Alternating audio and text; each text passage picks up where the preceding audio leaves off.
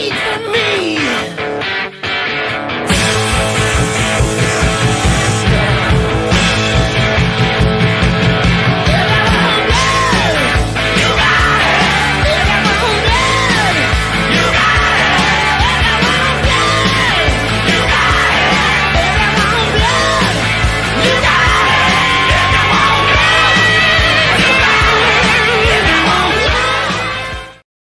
Ho, ho, ho, and good evening, everybody. We're here for Shoot. It's another Flyer show, and we're here for episode number 11. I'm Christopher Babos, and I'm here with you for the next half an hour or so as we get ready for the Philadelphia Flyers and the Los Angeles Kings coming up in a little bit from Wells Fargo Center in South Philadelphia. As you can see, I am not there. I am here in my home studio. Looking forward to taking in that game. But very much a lot to cover here for the Philadelphia Flyers. Will Matvei Michkov be the first player to do this? To do what? Well, we'll get to that in a little bit. We're also going to cover the Flyers and their heavy schedule as we lead towards the Christmas break here. They had 4 games over 6 nights. They dropped the first one last night in Detroit. So that's going to be a tough road for them to get themselves out of as we move towards the holiday experience and the end of 2024. Philadelphia Flyers in solid positioning, all things considered, in the standings, fighting for that last spot in the Metro. And generally speaking, if you're in the playoff conversation after Thanksgiving, American Thanksgiving, that is, then you should, generally speaking, be in the conversation come the end of the year, which is essentially what the Flyers are hoping to be as part of their rebuild. As you can see, I'm solo here today, so please leave me some notes, comments, concerns, and check in. I will be glad to answer your questions here. The most recent report out of Philadelphia, Cam York out of the lineup tonight for the Philadelphia Flyers. Emil Andre back in. Alexei Kolosov will get the start in net. And John Tortorella plans to roll out the same lines that he did against the Detroit Red Wings out there in Detroit. Couple people already checking in. Spiral out. Let's go Flyers. Absolutely. Waiting for the puck drop in about an hour. So very much looking forward to seeing what the Flyers can do against a very good team out there in the Western Conference. Dan Barry, thanks much as always for checking in. And, like I said, drop us a note. You can get your name on the screen here, and we can answer some questions for you as we're live here online on social media, Twitter, on Facebook as well. And then right here on YouTube, you can find us not only live 6:30 or around there, but also tomorrow. And tell your friends about it because they're going to be pushing our stuff through the algorithm as they speak, and trying to get as much content out there for Philadelphia Sportsnet as we can. So the Philadelphia Flyers entered tonight's game after a 1-2 week. They were 5-4-1 over their last 10.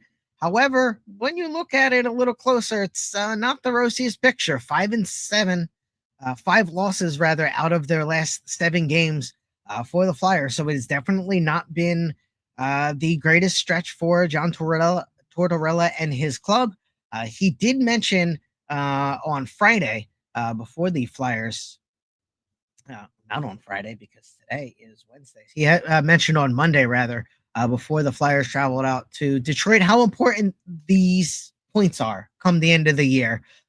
With a quote that I actually really much enjoyed. He said something to the extent of a lot of players might have their bags packed, ready to go on vacation for that week. The NHL players tend to get during that vacation holiday. And he said, we're not good enough to pack our bags and forget about playing the game of hockey. That we need to be in every game. And those ideally are going to be the points that at the end of the year, the Flyers missed out on last year. And he wants to bank them, he being Tortorella, wants to bank them and put them, in safekeeping for March and April when you really get an increase in speed and skill and in teams trying to make the NHL playoffs. So Philadelphia travels home rather. They have 2 games at home and 1 game on the road before the Christmas holiday begins. We'll touch on that in a moment. But the Kings tonight, Columbus at home, and then out to Pittsburgh. If you've joined us for the first 10 episodes, I always like to include a weekly highlight, something that might be a little different and might be something that I enjoyed throughout my ability to cover the Philadelphia Flyers, which is still just insane, that I get to do and get to speak to this awesome Logitech camera uh, with all of you people that have donated your time, so to speak, to talk and listen about our Philadelphia Flyers. So the weekly highlight for me was Scott Laughton's 4-goal game. And it wasn't necessarily the fact that Scott Laughton scored 4 goals, because that was awesome. 2 empty netters, going to definitely increase that total. The extremely awkward post-game celebration where they did the slow clap for Laughton for a good 30 seconds too longer. So it was just really good camaraderie in the locker room there. And it was one of those things that it's good to see how much all of these players pull for one another, and then backs up what John Tortorella also said after that game, that Scott Laughton is a player that's easy to root for. And you could see how the team had his back in that post-game celebration. Spiral out checking in. If the points were so important to Torts, why bench Michkov in overtime or benching other players that can actually contribute? I think there's a lot to that. I think it's a matter of who he thinks playing best in that point in time in the game. And sometimes it's a message, and sometimes it's just saying, hey, Travis Konechny, you made a horrible play in the third, and there's nothing that immediately jumps out to me that I recall. But if I do recall, he sat Konechny in overtime, and that's basically like, I don't care if you're Michkov, I don't care if you're Konechny, I don't care if you're Paley. You're essentially going to need to do what we need to do as the standard of the Flyers has been set. And if you don't hold up your end of that bargain, then you're not going to see the ice in those important moments, whether that be late in the third period or in overtime in order to win the games. Points are important. They're not going to come out and say that they're not, but it is still very much a rebuild. And if the Flyers pick up 1 point as opposed to 2 points in an overtime loss, I don't necessarily think that they're unhappy about that. They want to win hockey games, bar none. That the end of the day, that's what everybody in that building is rowing to do. They're all rowing the boat in the same direction to win hockey games. And sometimes you got to make those tough, difficult decisions, and then see how that plays out. Will we see a Konechny or a Sanheim or somebody like that stapled to the bench in overtime in March and April? That's a good question. That's something that we're going to have to monitor. But I think there's also the possibility that you don't see that November, December is the perfect time to handle those lessons out to the players that need to hear them. And I think ultimately that is what John Tortorella is doing there. I still do think the Flyers want to make the postseason this year. I think it's a realistic expectation for them to do so. However, if the Flyers miss the postseason like they did last year, I don't think Danny Briere and Keith Jones are going to be that upset by that turn of events, just due to the draft picks that the Flyers have, and essentially what essentially a losing season would be a net positive for the Flyers, as much as we want to see winning hockey over here in Philadelphia. All right, let's speed through the recap for last week. Flyers played 3 games. The first game was in Detroit, or was against Detroit rather, at home. Wells Fargo Center in South Philadelphia resulted in a 4-1 win. Scott Laughton his 4th, 5th, 6th, and 7th goals of the season. Ben Sherratt had the only goal for Detroit. Philadelphia, generally speaking, outplayed Detroit in that contest. Even though it was Laughton the one that was the beneficiary of the goals. Philadelphia had 36 shots to Detroit's 22, 16 hits to 12. No penalty minutes, which is, I think, a big, important reason why the Flyers were a winner in that game at home on December 12th against Detroit. And I think that's one of the things that you'll see as a negative in the 2 losses that the Flyers took against the other two games against Minnesota and then Detroit on the road. Interesting moment in the game. Lawton tried to pass up the hat trick to Travis Konechny. TK said, "Nah, buddy, that's not going to happen on my watch." Sent it right back to him. And then then Scott Lawton puts it home. Then the Flyers go out and actually get him a fourth goal of the game, which was pretty awesome to see for anybody that was in the building. For any player to score hat tricks in the NHL is still a big deal. It happens occasionally every season. You'll see a couple of them if you watch all 82 games, but it's still a big deal, and it's still something that is a tough accomplishment in the NHL. And Scott Lawton should be celebrated for not only the 3-goal game but the 4-goal game as well. So the prediction for the game was 1-2. I did have the Flyers with a 4-2 win. The actual result, a 4-1 win for Philadelphia. I predicted a typical and a brink goal. Neither one of those happened because, well, Scott Lawton was greedy. Okay, Scott Lawton wasn't greedy. He tried to pass away the hat trick goal, so you can't say that. But Tippett, Brink did not score. Scott Lawton got them all. He got the championship belt in the locker room afterwards. So hat tip, not really hat, Santa hat, but whatever, to Scott Lawton for his 4-goal game. Philadelphia then travels out to Minnesota. They played an inspired effort against a really good Western Conference team, resulting in a 4-1 loss. Kirill Kaprizov ended up scoring his 19th and 20th goals of the season. The 19th happened in the first period on a play that honestly, you can't really fault Sam Urson for, but you would have loved to see if he made that save. The shot happened from beyond the goal line, off the side of his mask and in the net. We've seen Michkov and a lot of those other Russian players try those kind of skillful moves, and every once in a while they happen to go in your net. Unfortunately for the Flyers, it was the first goal of the game for Minnesota. A little more than 5 minutes into that game. Matt Boldy scored in the second period. Marco Rossi scored in the third to give Minnesota a 3-1 lead. Travis Sanheim, his 6th of the season, netted the only goal for Philadelphia in the 4-1 loss before Kaprizov added his 20th in the empty net. Even for shots, 22-22. Hits were fairly even, 17 for Philly, 18 for Minnesota. Flyers were in the game. That's really ultimately what you want to do against a really difficult Western Conference team. And they didn't come away with the loss, but even John Tortorella said after the post game, he looked at the tape, or it wasn't the post game, rather it was Monday morning before the Flyers played Detroit. They looked at the tape. He felt the Flyers played well, just came out on the wrong end of the stick there. That's going to happen from time to time in an 82 game season. So you kind of you don't get too high, you don't get too low, you move along. And for that, there was the Detroit Red Wings in Detroit. A wild game, 6-4 loss for the Philadelphia Flyers as they dropped their 5th game in 7. Travis Konechny scored a minute into the game, his 16th of the year. A couple of Detroit goals, and then Noah Cates goal in the second to tie it at 2. Once again, something that's plagued the Flyers not only last year, but this year as well. And that would be the back-to-back goals in quick succession. Michael Rasmussen, his 6th, Joe Veleno, his 2nd. 2 goals in, let me see here. It looks like about 90 seconds or so during my quick math.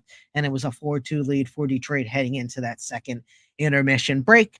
And then you had the Flyers jumping out right out of that intermission break. Ryan pulling his 2nd. Owen Tippett throwing the afterburners on. He gets around the defense and tucks the puck home to tie it at 4. 5:39 into the game. And then, unfortunately, a man that has plagued Philadelphia since 2010 and since long before then, unfortunately, one Patrick Kane. Hopefully the only time I'll say his name, however long I'm talking here today, his 4th of the game, his 4th of the season at 7:22 of the third to give Detroit the lead. Lucas Raymond, his empty net goal, 13th of the year, sealed it for Detroit in a 6-2 win. That was last night. If you had the unpleasure of watching that one, it was a really good hockey game, all things considered. Big shout out to Kenny Albert for TNT, his 500th NHL game. And he's one of only 3 broadcasters with 500 NFL and 500 NHL game. Well, he's the first 500 NFL, 500 NHL, and he's the 3rd NFL duo, which the other 2 were Kevin Harlan, and I had it at the top of my head. By the way, there's two basketball players, two basketball and football broadcasters rather that have called that number of games. So shout out to Kenny Albert. I had the pleasure of meeting him back when I was in college many years ago. It was really nice then. I'm sure he's a great guy still today. So congratulations to Kenny. Interesting moment in the Detroit Red Wings game. Tortorella goes absolutely ham on the officials and something in over 20 years of watching hockey I've never seen. A pump fake penalty call. That's right. The official watched the tripping call against the Flyers, goes like this, puts the hand up, puts the hand down, acts like nothing's happened. TK's on the ice already. And then they have to converse about whether or not the Flyers have too many men on the ice, which, I mean, technically, I guess they do. But you can't pump pick a penalty call. And if Don Cherry was still doing his Rock'em Sock'em Robot series for TSN, as he used to do back in the 90s and 2000, he would have had a field day with John Tortorella absolutely giving it to the referees in that game for that call. Ultimately, there was no penalty call, but unfortunately, it was a Detroit win. I believe shortly after they scored the goal with Kane. So it was a tough night in Philadelphia. They get the chance to fly back home, and they've got a very difficult team in the Los Angeles Kings to play tonight. Checking in on that thumbnail, that guy that you saw when you clicked this video, which we have over 100 of you in here. Thank you so much for joining us here on the live. Any questions, comments, concerns, drop them in the chat like our guy Spiral Out or like our guy Danbury Sports Highlights. We'll get you on the screen here and you get a chance to chat with me. I don't know how impressive that is, but we're going to try to make it sound impressive anyway. So the Philadelphia Flyers have a dynamic rookie, Matvei Michkov. Matvei Michkov looking for the Calder Trophy. He would be the Philadelphia Flyers' first ever Calder winner, and that is impressive given some of the rookies, namely one Eric Lindros, that the Flyers have had come through their doors in many, many years, over 50 of them to be exact, and he's hit a bit of a slow point. There's a bit of concern in Flyers land on whether or not Matvei Michkov is going to continue to pile up What is that English? If Matvei Michkov will continue to pile up the points, 30 games played, 11 goals, 11 assists, 27 points, averaging a point per game or just under 0.90 in those 30 games as an NHL rookie. The concern, Macklin Celebrini.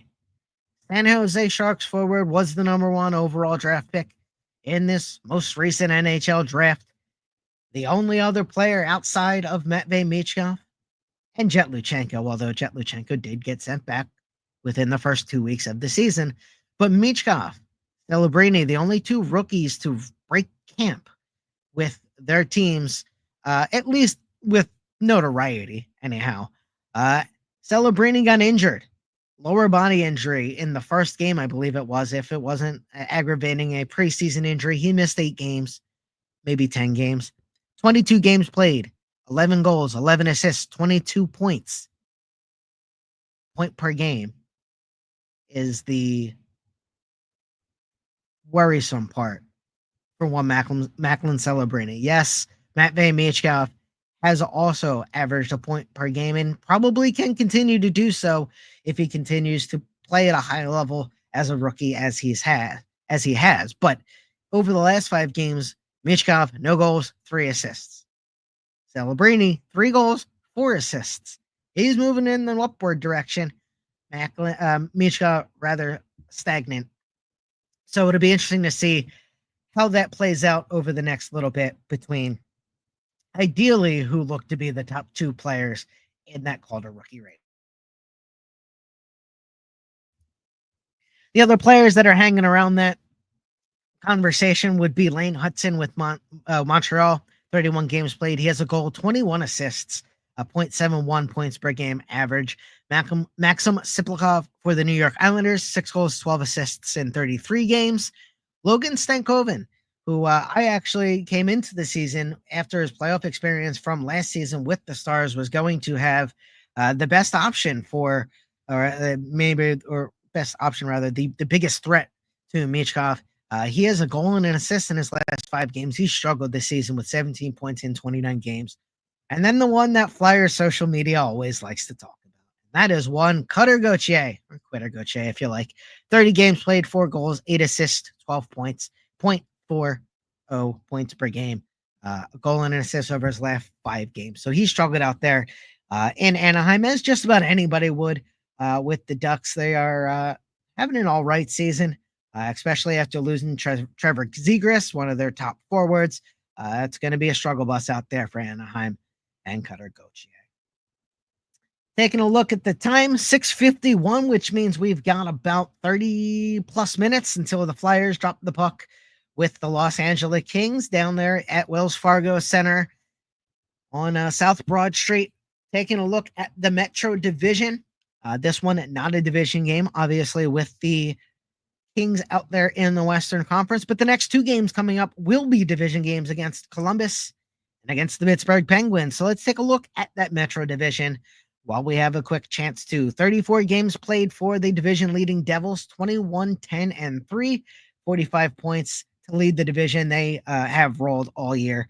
The Capitals right behind them, 21-8-2, 44 points, followed by the 20-10-1 Carolina Hurricanes. And then you start to get a little bit of a break over there in the standings in the Metro. The Penguins, Flyers, Rangers, Islanders, and Blue Jackets. Yes, that's right. All 5 teams within 4 points of one another. The Penguins leading 14-5, 33 points. The Flyers 14-4 with 32 points. The Rangers 15-1, 31 points amid their spiral in November and December. The Islanders, they're the Islanders 12-14-7, and then the Columbus Blue Jackets 12-15-5, about where a lot of the pundits expected them to be at this point after 30 games heading in toward the end of the 2025 season. Once again, Flyers getting ready to battle the Los Angeles Kings. Thank you so much for joining us here on YouTube and on the socials. Philly Sports Network. My name's Christopher Babos. You can find me at CBabosWrites on Twitter, as well as CBabosWrites on bk.sy at whatever the Blue Sky socials is. It's the same name. You can also find us on Philly Sports Network, and that'll be the YouTube channel. Give us a like, a subscribe. Let us know you enjoyed listening to me yammer on for about half an hour about Philadelphia Flyers hockey, and we'll continue to bring that content for you, as well as some other cool things that we've kicking around leading towards 2025. So stay tuned. Never quite know what awesome content Philly Sport Network is going to bring for you as we enter a very exciting new year with all of the great sports that we do have in this Philadelphia region, and a lot of great reporters and a lot of great people like myself here on the socials, giving you live shows to check in and 6:55, maybe eat some dinner too, maybe have an afternoon or a post work drink too. I'll cheers to that. Rock and roll. All right. Let's get into the predictions before we get out of here at around 7 o'clock. The Los Angeles Kings in town, 18-9-4. They sit second in the Pacific Division, 7-2-1 over their last 10. It's going to be a tough battle against the Kings. Always is. They played really well in the playoffs last year, despite not making it very far. And my prediction is going to be an unfortunate loss for the Philadelphia Flyers. I think they're down late in the third at 3-2. I think they ultimately get the tying goal. Let's go last 90 seconds. They get the tying goal to make it 3-3, get to overtime. And they lose it in the overtime session, but they do pick up a point at home against the LA Kings. Owen Tippett stays red hot with another goal in the contest. That'll be my prediction. I believe he has 6 goals in his last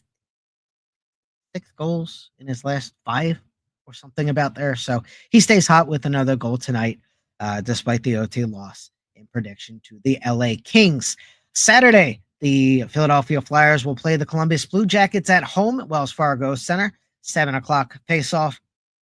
Columbus, worst team in the Metro Division at 8th, 2-6-2 in their last 10.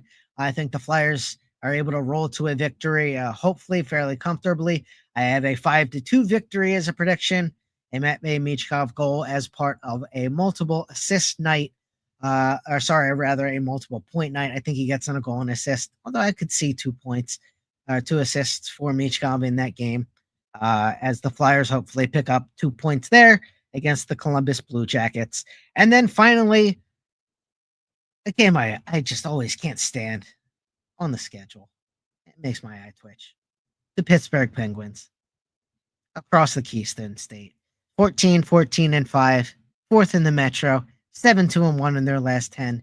Everybody thought they were left for dead, wondering when they were going to trade Sidney Crosby, wondering where Evgeny Malkin was going to go, wondering if Chris Letang was going to go anywhere. And the Penguins turned it around. 7-2-1 in their last 10. They're not going to be an easy task for the Philadelphia Flyers. Having said that, Columbus does play before they have the opportunity to face the Flyers, as though the Pittsburgh Penguins. If I can find it here in my notes. It looks like I deleted it. Well, that happens. I believe the Penguins are in Nashville, and then they play. The Penguins are in Nashville, and then they come home to play the New Jersey Devils. And meanwhile, Columbus hosts New Jersey Devils tonight. So hopefully the Devils, the leading Devils of the Metro Division, can soften up a couple of teams for the Philadelphia Flyers, as their next two opponents play the Devils right before they play Philadelphia, with Columbus battling New Jersey tonight before coming into town on Saturday, and then the Penguins hosting the Devils on Saturday night before the Flyers travel to Pittsburgh on Monday night, to finish out the schedule before the Christmas holiday. And then we'll be right back here next Thursday, 6 o'clock, 6:30, somewhere in that range. We're still working on the time, but not a problem. We thank you very much for sticking with us. There's a lot of content talking about Philadelphia Flyers. So we appreciate you spending your time not only with myself, Chris Babos, but also with Philly Sportsnet. We want to wish you a very happy holiday, whatever you celebrate, and we'll talk to you before the new year. But if you don't have the chance to chat before them, hopefully you guys have the absolute best last week of 2024 possible. And Spiral out. Thank you very much. Peace to you guys. Thank you, everybody, very, very much for joining in. Hopefully, Flyers are able to pick up a big victory tonight against the LA Kings. And we'll talk to you soon. Thank you much for sticking around. Let's go, Flyers. And we'll talk to you soon. Want you to bleed for me.